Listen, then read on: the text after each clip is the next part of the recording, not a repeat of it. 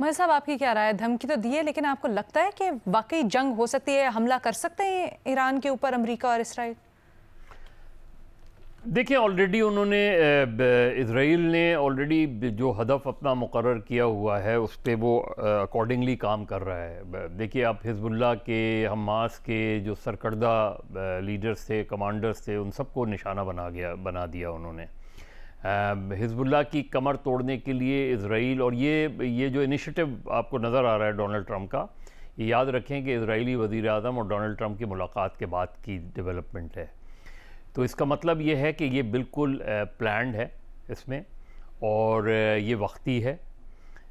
Iran बिल्कुल भी America और इज़राइल का जॉइंट वेंचर है कि ईरान को निशाना बनाना बहुत ज़रूरी है, क्योंकि वो ईरान के ज़रिए हिज़्बुल्लाह की कमर तोड़ना चाहते हैं और हिज़्बुल्लाह को निशाना बना के ईरान की कमर तोड़ना चाहते हैं। और बदकिस्मती से जो हमारी पूरी इस्लामी उम्मा है, वो 90% जो है, वो अगर हमला हुआ तो वो अगर मगर से आगे नहीं जाएगी। जिस तरह हमने गज़ा में देखा, गज़ा पूरा तबाह हो गया, बर्बाद हो गया, लेकिन पूरी इस्लामी दुनिया की जो बेहिसी है वो आपके सामने है उसमें। लेकिन हमें क्या सोचना चाहिए, अगर ईरान पे अटैक होता है तो हम कहाँ खड़े होंगे? और जो इस खित्ते में जो गैर यकीनी सूरत हाल पैदा होगी, क्या हम उसके लिए तैयार हैं? ये याद रखें कि ईरान, इज़राइल और इंडिया, ये जो नेक्सस है, इसमें निशाना और इसमें टारगेट सिर्फ ईरान नहीं है। अगर ईरान का वो न्यूक्लियर टेक्नोलॉजी उसको कैप करने में कामयाब हो जाते हैं तो फिर पाकिस्तान की तरफ भी उनका रुख होगा। हमें इसके लिए भी तैयार रहना चाहिए। तो एक टेम्पररी होगी चीज़ अगर होगी, लेकिन ज़्यादा इम्कान मुझे लग रहा है कि ईरान, देखिए ईरान एक अच्छा डिप्लोमेसी है, उनको अंदाज़ा है कि इस वक्त वो दुनिया में तन्हा खड़े हैं, ना इस्लामी दुनिया उनके साथ खड़ी हुई है, ना कोई और उनके साथ खड़ा है। मगरिब की सैंक्शन, इस्लामी दुनिया की बेहिसी, तो उसमें तन्हा ईरान जो है उसके पास चॉइस क्या रह जाती है? चाहे वो आप ज़बानी तौर पे कह दें, जिस तरह हमने मादी में भी देखा है, ईरानियन लीडर्स के बयानात आते हैं, लेकिन ग्राउंड पे क्या सिचुएशन है? ग्राउंड पे ईरान को पता है कि उसकी क्या सिचुएशन है। तो मेरा ख़्याल है जो भी होगा, जो भी अगर मुआहिदा होता है तो ईरान को बहुत कम उससे हासिल होगा, माँ सिवाय इसके कि शायद वक्ती तौर पे चीज़ें कम हो जाएं। लेकिन अगर ईरान अपनी न्यूक्लियर टेक्नोलॉजी पर कोई मुआहिदा कर भी लेता है, चीज़ें कम भी लेती हैं, तो ख़तरा ईरान पर मुसलसल रहेगा, बल्कि शायद ज़्यादा बढ़ जाए। तो मेरा ख़्याल है इस वक्त ईरान एक नो विन सिचुएशन में खड़ा हुआ है, और अमेरिका और इज़राइल और गज़ा की मिसाल हमारे सामने, कि उसके बाद तो बहुत कम चांसेस रह जाते हैं कि ईरान जो है वो बहुत आगे जाके या बहुत खड़े होके फर्म अंदाज में कोई बात कर सके। मेरा ख़्याल है ईरान एक बहुत ही मुश्किल इस वक्त सूरत हाल से गुज़र रहा है, और इस चीज़ का अगर इम्कान है तो वो जो टर्म्स होंगी वो ईरानी टर्म पे मुआहिदा नहीं होगा, वो अमेरिकन टर्म पे मुआहिदा होगा। मतलब ये कि वो इजरायली टर्म पे होगा। क्या इम्कान आपको इसका कितना लगता है कि डील हो जाएगी? देखिए, मजाक जब बातचीत शुरू हुई है तो कोई ना कोई एग्रीमेंट होगा, ठीक है। उसमें ऐसा नहीं है कि बिल्कुल एक, क्योंकि फेलियर की सूरत में तो एकदम अटैक हो सकता है। उसके चांसेस कम लग रहे हैं आपको? अटैक के चांसेस मुझे फिलहाल फौरी तौर पे तो नहीं लग रहे कि, और कोई ना कोई मुआहिदा होने के कोई होगी, और वो जाहिर है वो ईरान को बहुत से कंसेशंस अपने ईरान को देने होंगे अमेरिकन। ठीक है फ़खर, आपकी इसके ऊपर क्या राय है? ट्रंप साहब का एकदम से मुआहिदा करना, इसके पीछे आपको क्या नज़र आता है या आपका क्या तज्जिया है? फिर ये वाली जो हम बात कर रहे हैं कि धमकियां तो दे रहा है अमेरिका, लेकिन क्या वाकई में इसके ऊपर फॉलो थ्रू करेगा? शुक्रिया अलीना। ये जो डेवलपमेंट हो रही है ओमान के अंदर ईरान और अमेरिका के दरमियान मुज़ाकरात के हवाले से, हमें इससे थोड़ा सा पीछे देखना होगा।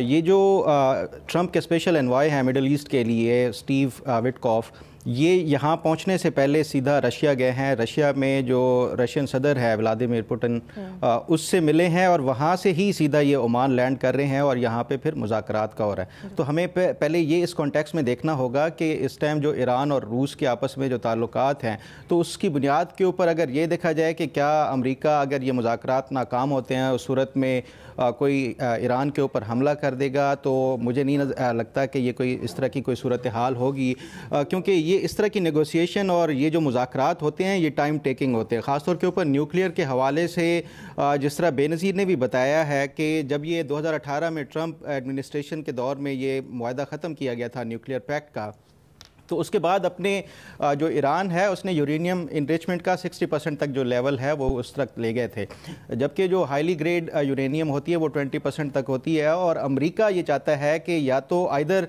वो जो लीबियन एक फार्मूला है कि लीबिया की तरह तमाम तर जो न्यूक्लियर वेपन्स हैं और जो तमाम तर उनकी न्यूक्लियर फैसिलिटीज़ हैं वो शट डाउन कर दी जाए, या फिर उनको 3 to 4% तक उनकी जो यूरेनियम जो एनरिचमेंट ग्रेड है उस तक ले जाया जाए। लेकिन ईरान के पास 60% तक है। इसका मतलब है कि जो वेपन ग्रेड यूरेनियम होती है, एनरिच यूरेनियम होती है, वो अप टू 90% तक होती है। तो इसका मतलब है कि फ्यू स्टेप्स अवे जो ईरान है वो अपना न्यूक्लियर वेपन बना सकता है।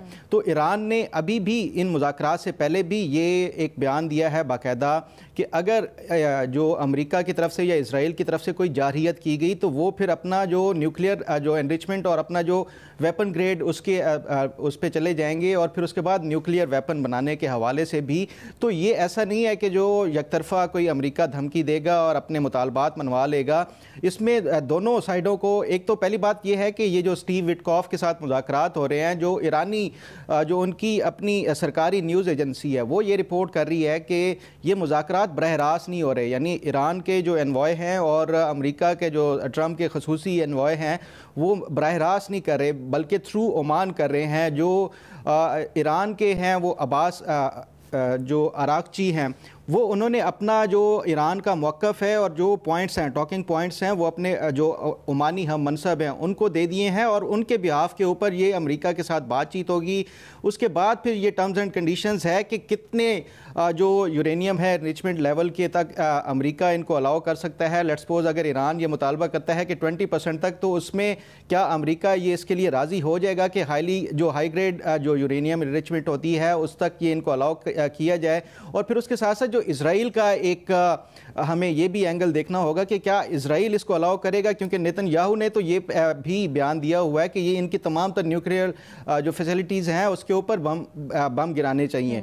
तो ये एक जो ख़ास तौर के ऊपर इस तनाजुर में देखा जाए कि ये अमरीकी जो एनवॉय हैं पहले वो रशिया गए हैं, वहाँ पे पुतिन से मिले हैं और वहाँ से फिर ये इधर सीधा आए हैं और मुज़ाकरात के लिए तैयार हुए हैं। तो ट्रंप इंतज़ामिया को अगर ईरान से अपने मुतालबात मनवाने हैं, ख़ास तौर के ऊपर जो ये जो 60% तक यूरेनियम एनरिचमेंट वाली है वो मनवानी है और नीचे लेकर आना है, तो उसके लिए सबसे पहले तो इनको ये करना होगा कि ये जो इनके ऊपर सैंक्शंस थी, ख़ास तौर पे मुआशी तौर के ऊपर पाबंदियां थी, वो कुछ नरम करनी होंगी और फिर ईरान को भी कुछ करना होगा। तो इसलिए बज़ाहिर ये नहीं लगता कि कोई इमीडिएट जो है ये किसी इस जो खित्ते में कोई इस तरह की जंग की सूरत हाल हो सकती है। मुज़ाकरात चलेंगे, शायद कुछ ले और कुछ दे की बुनियाद के ऊपर आगे कुछ बात बढ़ सकती है और आपको लगता है बढ़ जाएगी आगे बात। अच्छा, एक चीज़ बेनज़ीर जिसके ऊपर क्या हमें देखना चाहिए, फ़लस्तीन की सिचुएशन, उसमें ईरान का किरदार, फिर मशरिक़ वुस्ता की सिचुएशन, उसके अंदर ईरान का किरदार, ये नेगोशिएशन स्टार्ट करना और फिर इस वक्त पर जब ईरानी वज़ीर आज़म से भी अभी बात हुई, कुछ इसके ऊपर भी प्रेशराइज़ करना एक फैक्टर हो सकता है। अलीना, मेरे ख्याल से इस वक्त, और ये मेरी रीडिंग है सिचुएशन की, इस वक्त ज़्यादातर जो अमेरिका में हो रहा है उसकी वजह से अभी हम देख रहे हैं कि अमेरिका जो है ईरान से बात करना चाह रहा है, क्योंकि इस वक्त अमेरिका में अगर आप देखें और पढ़ें, उनकी जो अप्रूवल रेटिंग है डोनाल्ड ट्रंप की वो काफ़ी कम हो रही है। ख़ास तौर पे जब टैरिफ्स की सारी बात हुई, क्योंकि एक शोर मच गया अमेरिका में कि अगर आप टैरिफ्स लगाएंगे तो अमेरिका में भी महंगाई जो है बड़ी तेज़ी से बढ़ेगी, तो उसकी वजह से इनकी अप्रूवल रेटिंग जो है काफ़ी गिरी है।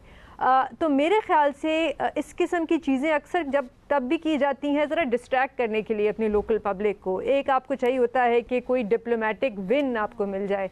तो इस वक्त इससे ज़्यादा अच्छी चीज़ क्या हो सकती है कि आप कहें कि मैं तो ईरान के साथ बैठ के हम तो बातचीत कर रहे हैं और डोनाल्ड ट्रंप का आपको याद हो, आप JCPOA की बात कर रही थी, उन जब वो ख़त्म किया अमेरिका ने, तो तब डोनाल्ड ट्रंप ने कहा था कि ये तो डील ही अच्छी नहीं है, मैं इससे बेहतर डील कर सकता हूँ।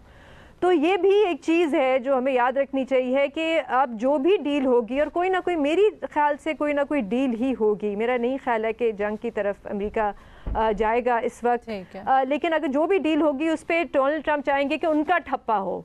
वो जो थी डील, उसमें और भी, उसमें तो उस वक्त बराक ओबामा का ठप्पा था और भी ममालिक शामिल थे। इस वक्त वो चाहेंगे, वो कहेंगे देखें मैंने बैठ के ईरान के साथ डील की और कितनी अच्छी डील की।